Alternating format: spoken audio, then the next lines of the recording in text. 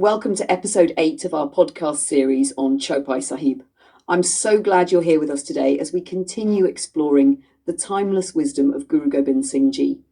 In this episode, we'll delve into verses that challenge our perceptions of the divine. These lines not only reveal the infinite and transcendent nature of the divine, but also critique the ways in which humans often misunderstand and misrepresent it.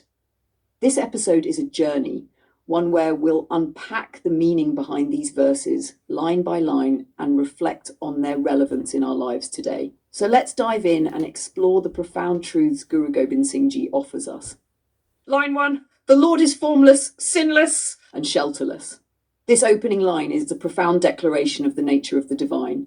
The Lord is described as formless, beyond any physical shape or limitation. He is not confined by the boundaries of form, time, or space. He is sinless, meaning that he is pure and free from any flaw or wrongdoing, embodying absolute perfection.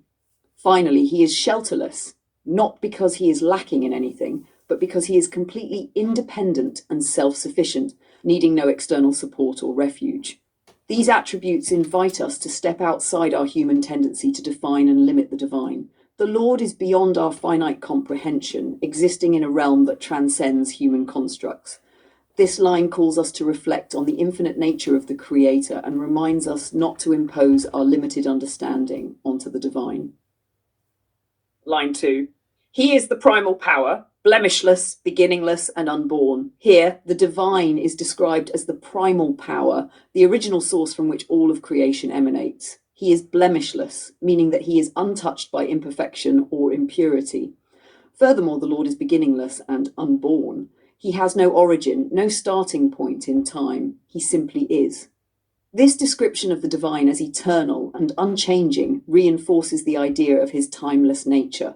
Unlike the physical world, which is bound by cycles of birth and decay, the Creator exists outside of these limitations.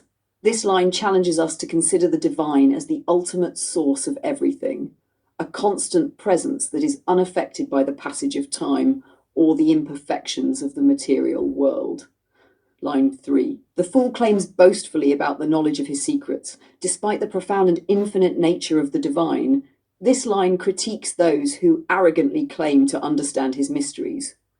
The fool here is someone who, lacking true spiritual wisdom, boasts of knowing the secrets of the Lord. This verse serves as a reminder of the importance of humility on the spiritual path. True understanding of the divine cannot be achieved through arrogance or superficial knowledge.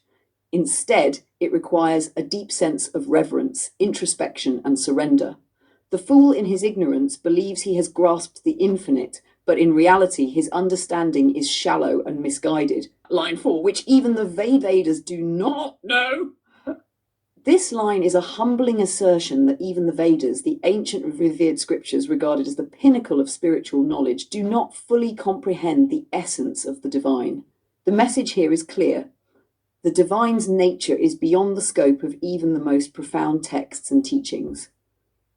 While the Vedas provide invaluable spiritual guidance, they are still limited by human language and understanding.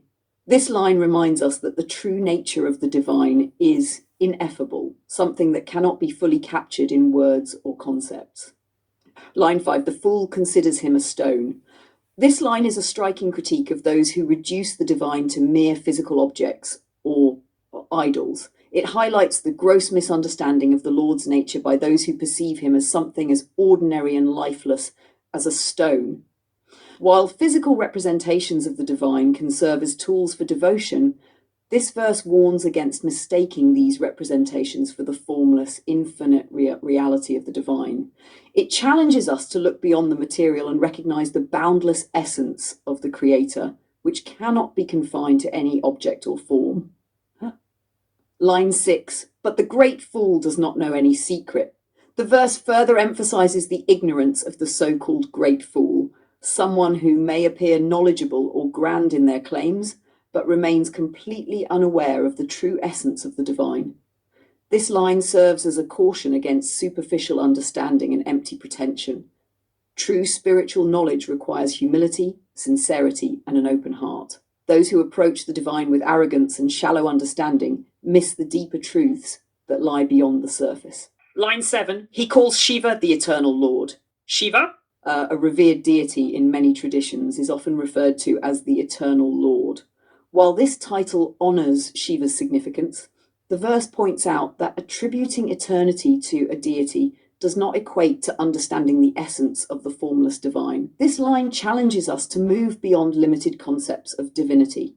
While deities like Shiva hold profound spiritual significance, the verse reminds us that the ultimate divine reality transcends all individual representations. The formless Lord is not confined to any one figure or form, but encompasses all. But he does not know the secret of the formless Lord. The verse concludes with a powerful reminder. Even those who revere great deities may fail to grasp the essence of the formless Lord. Understanding the divine requires recognizing his infinite, transcendent nature beyond all forms, names, and titles. This line invites us to seek a deeper, more personal connection with the divine. It challenges us to go beyond the surface and explore the boundless, formless reality that lies at the heart of all existence. Today's verses offer a profound reflection on the nature of the divine and the limitations of human perception. Guru Gobind Singh Ji describes the Lord as formless, sinless, and beyond all physical and conceptual boundaries. The divine is the eternal source of all creation, unchanging and infinite. At the same time, the verses critique the arrogance and ignorance of those who claim to fully understand the divine while failing to grasp his true essence. Even the ancient Vedas, revered for their spiritual wisdom, fall short of fully describing the mysteries of the Lord. These verses challenge us to approach the divine with humility and an open heart. They remind us that the formless creator cannot be confined to any object, title, or form. True understanding requires us to look beyond the material and embrace the infinite nature of the divine.